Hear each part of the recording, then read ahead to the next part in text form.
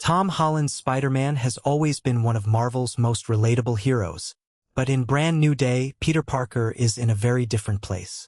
This time, Peter isn't surrounded by friends who know his secret. He's not living the life he once imagined. After the events of No Way Home, the world has forgotten Peter Parker completely. His friends don't remember him. His old life is gone. And instead of trying to rebuild it, Peter throws himself completely into being Spider-Man. He's now fighting crime full-time across New York City. At first, that sounds like the perfect situation for Spider-Man. But Peter's life is actually more lonely than ever. He spends his days protecting people who don't even know who he really is. And that's one of the biggest reasons Tom Holland's performance works so well here. Peter is still funny. He's still awkward. He's still the Spider-Man fans recognize. But underneath those jokes, there's a much darker emotional state. He's basically using crime fighting to avoid dealing with everything he's lost. And that loneliness starts affecting him physically. Peter's powers begin changing in ways he can't fully control. His webbing evolves. His body becomes more aggressive. And during some fights, Peter starts behaving in ways that even he finds disturbing. One of the clearest examples comes during his confrontation with Scorpion. Peter doesn't simply defeat his enemy. He becomes frighteningly brutal. That moment is important because it shows the biggest danger Peter is facing isn't necessarily another villain. It might be himself. The movie uses that idea throughout the story. Peter has always believed that having power means having responsibility. But now he's questioning how much of himself he's willing to sacrifice to protect other people. And that's where Tom Holland brings something different to the character. He's playing a Spider-Man who's older and more experienced. But emotionally, Peter is still carrying the consequences of being completely alone. The movie also gives Peter a surprising relationship with Frank Castle. The Punisher sees crime very differently from Spider-Man. Peter believes criminals can be stopped without crossing certain lines. Frank doesn't have the same limitations. That creates a constant clash between the two characters. And surprisingly, their arguments become some of the movie's most entertaining moments. Tom Holland and Jon Bernthal have a completely different energy together. Peter is fast-talking and sarcastic. Frank is blunt, serious, and completely unimpressed. The contrast makes their relationship feel almost like an unwanted big brother and little brother dynamic. But beneath the comedy, Frank becomes important to Peter's story. He represents a possible future Peter doesn't want. A hero who allowed pain to completely change the way he sees the world. That's especially important because Peter is already struggling with anger. He's becoming stronger. He's becoming more aggressive. And he has fewer emotional anchors than ever. So the question becomes, can Peter remain the hero everyone expects him to be? Or will his new powers and growing isolation eventually change him? That's what makes Tom Holland's performance so interesting. He's not simply playing Spider-Man as a superhero. He's playing Peter Parker as someone desperately trying to keep himself together. And that makes his most heroic moments hit harder. Because despite everything he's lost, Peter still chooses to help people. He still chooses responsibility. He still chooses to be Spider-Man. And that's exactly why he's one of the easiest characters in the movie to put on the most loved side. Tom Holland has now played Peter through multiple stages of his life. We've seen him as the inexperienced teenager. We've seen him become an Avenger. We've seen him lose people he loves. And now we're watching him become a genuinely independent Spider-Man. Brand New Day makes that transition clear. Peter Parker doesn't have his old life anymore. But he still has one thing left.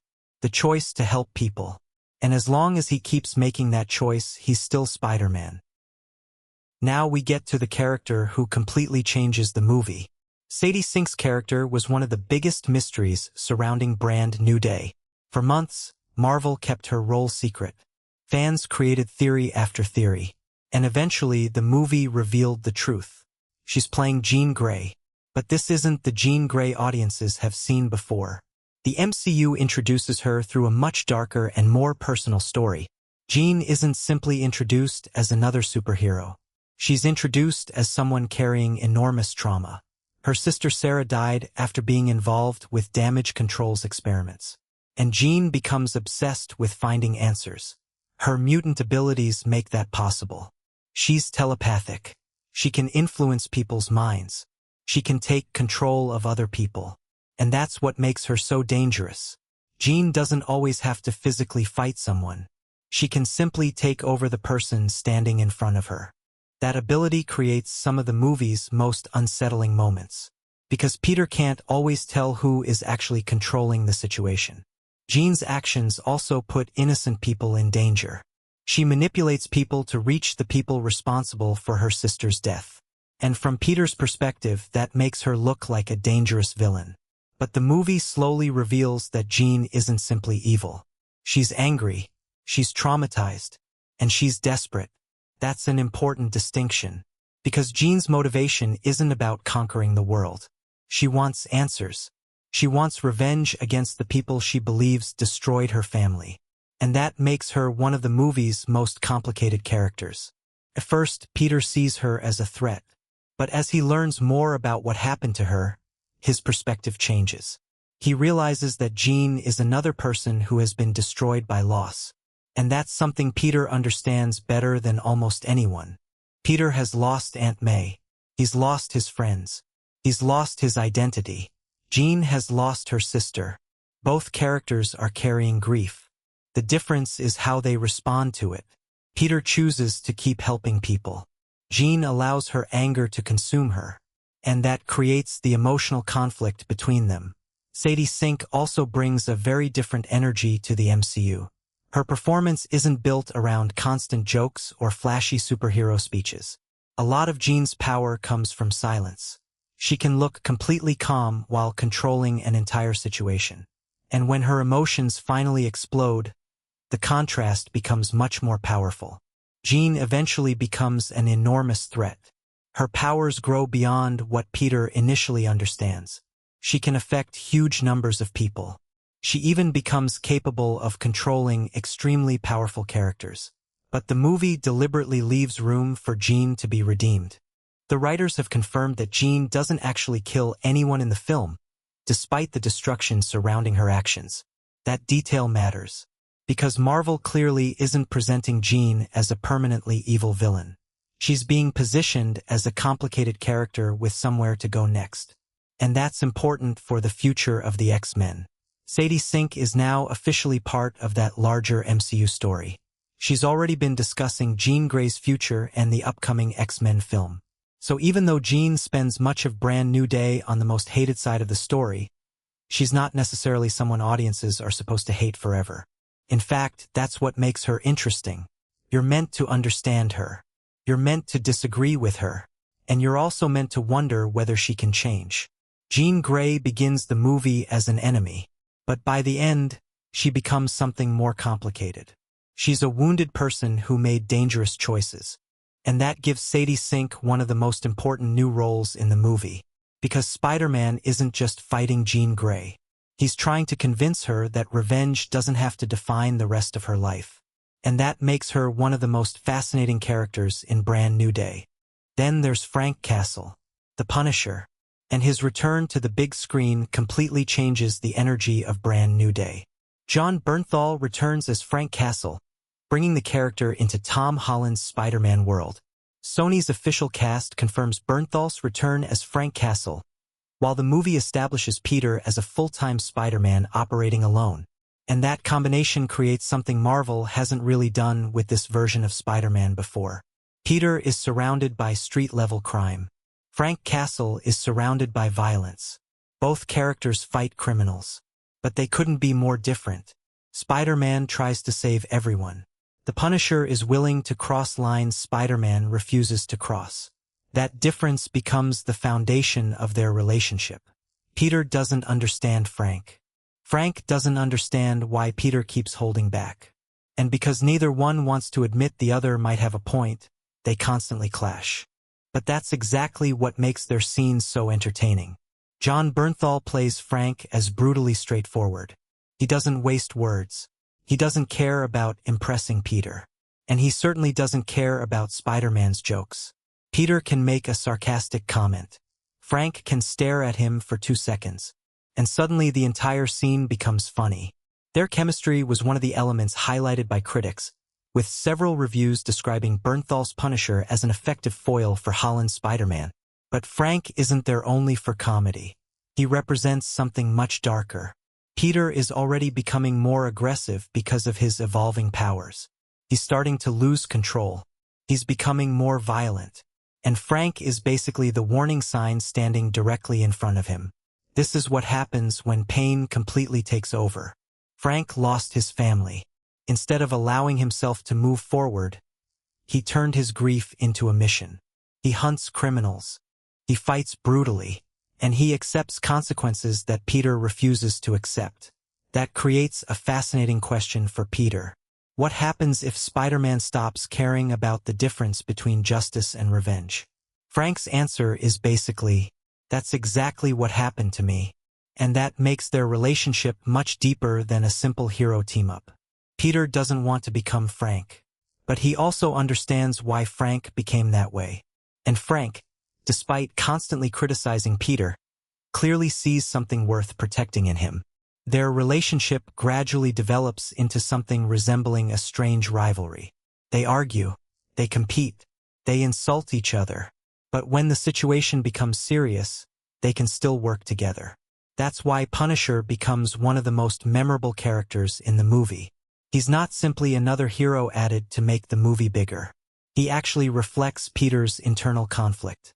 Spider-Man represents responsibility. Punisher represents vengeance.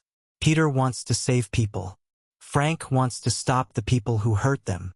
Those philosophies collide throughout the movie, and that makes Frank extremely easy to understand, even when you disagree with him. For fans who already loved Jon Bernthal's Punisher, his return was a major attraction. But even viewers who aren't familiar with the character can understand his purpose here. He's the dark mirror. Peter looks at Frank and sees what he could become. Frank looks at Peter and sees someone who still has a chance to choose differently. And that's why the Punisher belongs on the most loved side of this video. Not because he's morally perfect. He isn't. But because he's one of the characters who adds the most personality to Peter's story. Jon Bernthal brings intensity. He brings humor. And most importantly, he brings history. Every time Frank and Peter share a scene, the movie feels different. It's no longer just Spider-Man fighting another villain. It's two completely different ideas of justice colliding. And somehow that collision works. And finally, we have the character who has been waiting almost a decade for another shot at Spider-Man. Mac Gargan, Scorpion, played by Michael Mando. Fans first met Gargan in Spider-Man: Homecoming. He was arrested after crossing paths with Spider-Man. And that encounter left him with a serious reason to hate Peter Parker. Now, years later, he's back. And this time, he has a much more intimidating appearance. His upgraded armor gives him the classic Scorpion look. And that mechanical tail turns him into a much more serious physical threat. Michael Mando's return was one of the things fans had been waiting for since Homecoming. And Brand New Day finally gives him more to do. The movie uses Scorpion as part of its street-level criminal world. He's exactly the kind of threat Peter has been dealing with since becoming a full-time Spider-Man. No multiverse army. No cosmic invasion. Just dangerous criminals in New York. And that makes Scorpion a perfect opponent for this version of Peter. But there's another reason Scorpion is important. Peter's powers are changing. His body is becoming stronger. His instincts are becoming more aggressive. And Scorpion becomes one of the first characters to experience just how dangerous that change can be. Their fight is brutal. Peter doesn't fight Scorpion the way he normally would. Instead, he loses control. He becomes more aggressive. And for a moment, Scorpion isn't the scariest person in the fight. Spider-Man is. That's a huge moment for Peter. Because Scorpion is supposed to be the villain. Peter is supposed to be the hero. But when Peter's powers push him too far, that distinction starts becoming blurry. Scorpion therefore serves a purpose beyond being another villain. He's a test. Can Peter control himself? Can he stop when he has already won? Or will his anger keep pushing him further? That's one reason Scorpion works so well as an enemy. He's not just physically dangerous. He exposes something dangerous inside Peter. And Michael Mando brings the right kind of intensity to the character. Gargan doesn't need complicated speeches. He doesn't need to explain everything. His history with Spider-Man already gives the rivalry weight. He remembers what happened, and he hasn't forgotten. The movie also connects Scorpion to the larger criminal ecosystem surrounding New York. Characters like Tombstone and other street-level villains help establish the world Peter is fighting in. But Scorpion stands out because he's one of the characters audiences already recognize. He's not a completely new villain. He's unfinished business. And that's why his return feels satisfying. For years, fans wondered what Marvel would eventually do with Michael Mando's Scorpion. Now we finally have the answer. He gets his armor. He gets his tail. And most importantly, he gets another fight with Spider-Man. But here's the interesting part. Scorpion may be one of the most hated characters in this lineup. Yet that doesn't necessarily mean audiences hate the character's screen presence. A good villain is supposed to be hated. They're supposed to make you want the hero to win.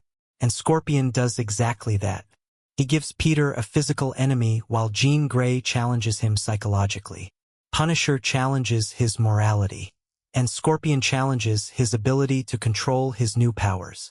That makes the four-character lineup surprisingly balanced. Tom Holland gives us the hero. Sadie Sink gives us the complicated enemy. Jon Bernthal gives us the Dark Mirror. And Michael Mando gives us the classic Spider-Man villain. So if we're ranking these four characters for most loved versus most hated, the sides become pretty clear. Most loved, Spider-Man and Punisher. Most hated, Jean Grey and Scorpion. But there's a twist. Jean Grey may not stay hated forever. And Scorpion may actually become one of the characters fans most want to see return. Because Brand New Day doesn't just introduce new conflicts. It opens the door for a much bigger future. And after everything Peter has been through, one thing is certain. His Brand New Day is only getting started.